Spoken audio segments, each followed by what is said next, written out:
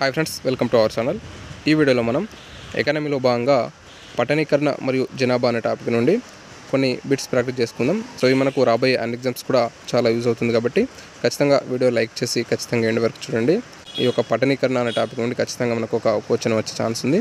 So ఇక late చేయకుండా video start చేసుకుందాం. సో ఖచ్చితంగా వీడియోకి లైక్ చేయండి. సో ఇక్కడ ఫస్ట్ క్వశ్చన్ చూసినట్టయితే అత్యల్ప గ్రామీణ జనాభా శాతం ఉన్న రాష్ట్రాలు ఏవి? సో 2011 ప్రకారం మనకు అత్యల్ప గ్రామీణ జనాభా శాతం ఉన్న రాష్ట్రాలు ఏవి అన్నాడు. సో ఇక్కడ చూసినట్టయితే మనకు ఇక్కడ క్వశ్చన్ కరెక్ట్గా గమనించాలి. సో ఇక్కడ మనకు శాతం అడిగిండు. సో జనాభా శాతం అత్యధిక గ్రామీణ జనాభా ఉన్న రాష్ట్రాలు ఉంటాయి, అలాగే అత్యధిక గ్రామీణ జనాభా శాతం గల రాష్ట్రాలు ఉంటాయి. సో ఇట్లా మనం వీటికి ఆన్సర్ వేరే ఉంటుంది, వీటికి ఆన్సర్ వేరే ఉంటుంది. కాబట్టి ఇక్కడ మనకు అత్యల్ప గ్రామీణ జనాభా శాతం ఉన్న రాష్ట్రాలు వచ్చేసి మనకు ఇక్కడ తమిళనాడు, గోవా ఇచ్చిండు, అలాగే 1, 2 ఇచ్చిండు, నెక్స్ట్ ఏది కాదు ఇచ్చిండు. సో ఇక్కడ మనకు ఆన్సర్ ఏమవుతుందంటే ఆప్షన్ 3 అనేది ఇక్కడ రైట్ ఆన్సర్గా చెప్పుకోవచ్చు. సో ఎందుకంటే మనకి ఇక్కడ అత్యల్ప గ్రామీణ జనాభా శాతం గల రాష్ట్రాలు 2011 జనాభా లెక్కల ప్రకారం గోవా మరియు తమిళనాడు. మరి అత్యధిక గ్రామీణ జనాభా శాతం గల రాష్ట్రాలు ఏవంటే హిమాచల్ ప్రదేశ్ మరియు బీహార్గా చెప్పుకోవచ్చు. అత్యల్ప గ్రామీణ జనాభా శాతం గల రాష్ట్రాలు గోవా మరియు తమిళనాడు, అలాగే అత్యధిక గ్రామీణ జనాభా శాతం ఉన్న రాష్ట్రాలు వచ్చేసి మనకు హిమాచల్ ప్రదేశ్ మరియు బీహార్. అదేవిధంగా ఇక్కడ మనకు శాతం కాకుండా ఒక ఓన్లీ జనాభా పరంగా చూసుకున్నట్టయితే అత్యల్ప గ్రామీణ జనాభా రాష్ట్రాలు చూసుకున్నట్టయితే సిక్కిం మరియు మిజోరాం రాష్ట్రాలు అనేటివి అత్యల్ప గ్రామీణ జనాభా గల రాష్ట్రాలుగా చెప్పుకోవచ్చు. అలాగే అత్యధిక గ్రామీణ జనాభా గల రాష్ట్రాలు కనుక చూసినట్టయితే మనకు ఉత్తరప్రదేశ్ మరియు యూపీ మరియు బీహార్గా చెప్పుకోవచ్చు. సో ఇది మీరు గుర్తుపెట్టుకోండి, మనకు కన్ఫ్యూజ్ అయ్యే ఛాన్స్ ఉంటుంది. ఇక్కడ శాతం అడుగుతున్నాడా లేకపోతే ఆ యొక్క జనాభా పరంగా అడుగుతున్నాడా అనేది మనం గుర్తుపెట్టుకోవాల్సి ఉంటుంది.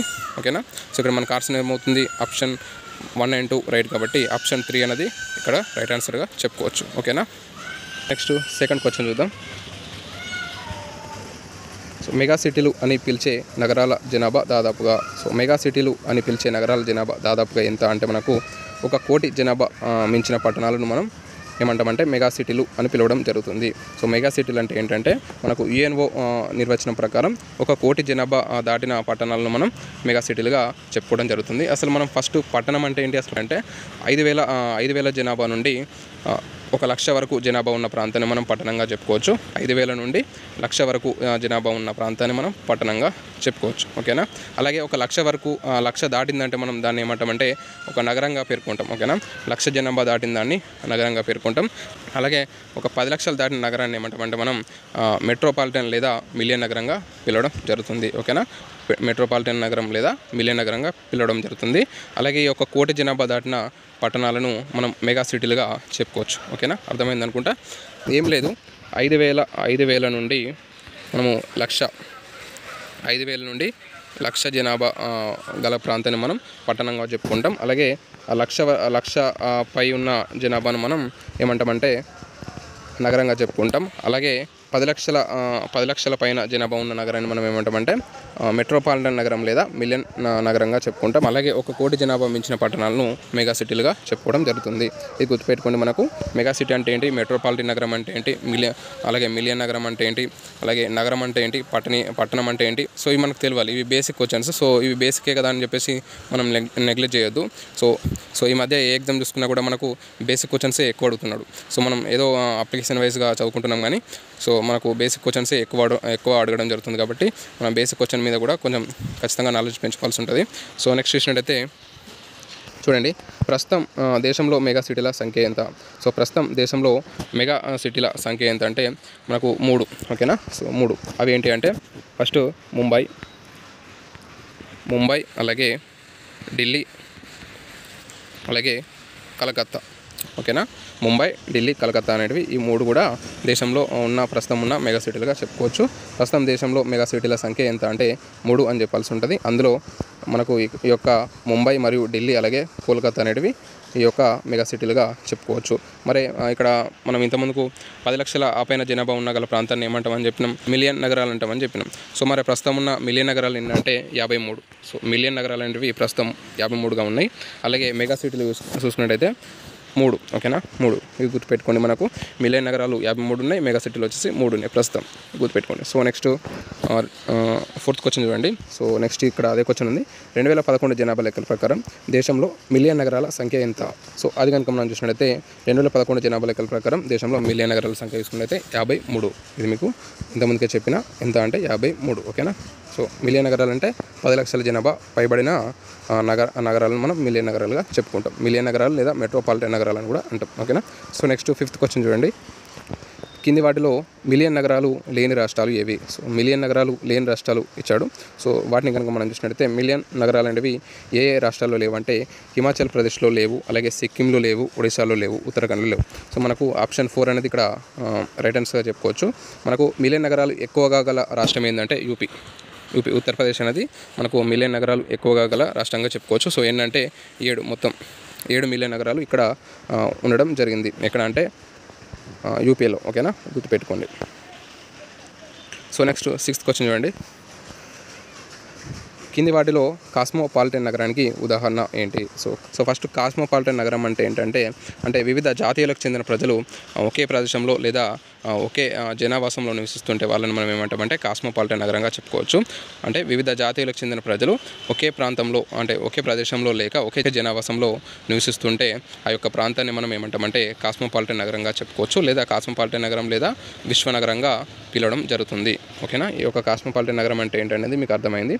సో కాస్మోపాలిటన్ నగరానికి మరి ఉదాహరణ ఏంటంటే మనకి ఇక్కడ ఆన్సర్ చూసినట్లయితే విశాఖపట్నం అనేది ఈ యొక్క కాస్మోపాలిటన్ నగరానికి ఎగ్జాంపుల్గా తీసుకోవచ్చు. విశాఖపట్నం ఓకేనా. విశాఖపట్నం కానీ హైదరాబాద్ కానీ సో ఇవన్నీ కూడా మనకు కాస్మోపాలిటన్ నగరానికి ఉదాహరణగా చెప్పుకోవచ్చు. సో నెక్స్ట్ మిలియన్ నగరాలు ఎక్కువగా ఉన్న రాష్ట్రం ఏది? సో మిలియన్ నగరాలు ఎక్కువగా ఉన్న రాష్ట్రం కనుక వచ్చినట్లయితే ఉత్తరప్రదేశ్. సో ఇంతకుముందుకు మీకు చెప్పిన ఇంతకుముందుకు మెగా సిటీలు చెప్పినప్పుడు చెప్పిన మీకు మిలియన్ నగరాలు అనేటివి ఎక్కువగా ఉన్న రాష్ట్రం వచ్చేసి ఉత్తరప్రదేశ్. సో ఎన్ని ఉండడం జరిగిందంటే 7 మిలియన్ నగరాలు ఉండడం జరిగింది. సో నెక్స్ట్ 8th క్వశ్చన్ చూడండి. దేశంలో అత్యంత పట్టణీకరణ చెందిన రాష్ట్రాలు ఏవి? సో దేశంలో అత్యంత పట్టణీకరణ చెందిన రాష్ట్రాలు కనుక చూసినట్లయితే మనం గోవా, మిజోరాంగా చెప్పుకోవచ్చు. గోవా, మిజోరాం అనేటివి మనకు దేశంలో అత్యంత పట్టణీకరణ చెందిన రాష్ట్రాలుగా చెప్పుకోవచ్చు. సో కాబట్టి మనకు ఆప్షన్ ఏమవుతుంది? సో ఇక్కడ మనకు ఆన్సర్ ఏమవుతుంది? ఆప్షన్ 3 అనేది ఇక్కడ రైట్ ఆన్సర్గా చెప్పుకోవచ్చు ఓకేనా. సో నెక్స్ట్ 9th క్వశ్చన్ చూడండి. 9th క్వశ్చన్ కనుక చూసినట్లయితే అత్యల్ప గ్రామీణ జనాభా ఉన్న రాష్ట్రాలు ఏవి? సో అత్యల్ప గ్రామీణ జనాభా ఉన్న రాష్ట్రాలు కనుక మనం చూసినట్లయితే సో ఇది కూడా మీకు ఫస్ట్ స్టార్టింగ్లోనే చెప్పిన అత్యల్ప గ్రామీణ జనాభా అడిగింది. ఇక్కడ శాతం అడగలేడు, ఓన్లీ జనాభా అడిగింది. సో ఇక్కడ ఆన్సర్ ఏమవుతుంది? మనకు సిక్కిం, మిజోరాం అనేది ఇక్కడ మనకు రైట్ ఆన్సర్గా చెప్పుకోవచ్చు. అత్యల్ప గ్రామీణ జనాభా శాతం అడిగితే మనం గోవా, తమిళనాడు చెప్పాల్సి ఉంటుంది. ఇక్కడ శాతం అడగలేడు, ఓన్లీ జనాభా మాత్రమే అడిగింది కాబట్టి సిక్కిం మరియు మిజోరాం అనేది ఇక్కడ మనకు రైట్ ఆన్సర్గా చెప్పుకోవచ్చు. ఇక్కడ మనం శాతం అనేది శాతం కాకుండా ఓన్లీ జనాభా పరంగా సో ఇవి కన్ఫ్యూజ్ అయ్యే ఛాన్స్ ఉంటుంది. సో మనం 1-2 సార్లు వీటిని పదే బైహెడ్ చేసుకుంటే ఖచ్చితంగా గుర్తుంటుంది ఓకేనా.